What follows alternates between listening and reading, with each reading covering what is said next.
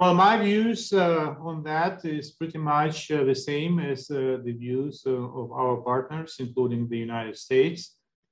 We believe that it is an informed decision by President Putin to weaponize the issue of food security, and by doing so, to put under threat of starvation additional millions of people in Africa, Asia, in some other parts of the world, because Ukraine and Russia are major suppliers of food, including, and first of all, grains, different types of grains to the third countries' markets.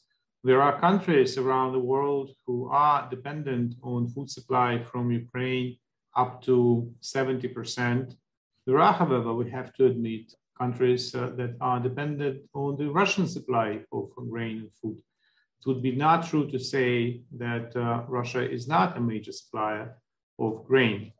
The difference is fundamental. If Ukrainian ports are blocked and we cannot supply grain because we cannot, Russia conscientiously took a decision to stop the export of its own grain and fertilizers. Russia claims that they do not export food, grain, and fertilizers because of the sanctions, which is repeatedly rebuked by our allies, by the European Union and the Americans, who say it is not true. Russian food export and export of fertilizers is not sanctioned.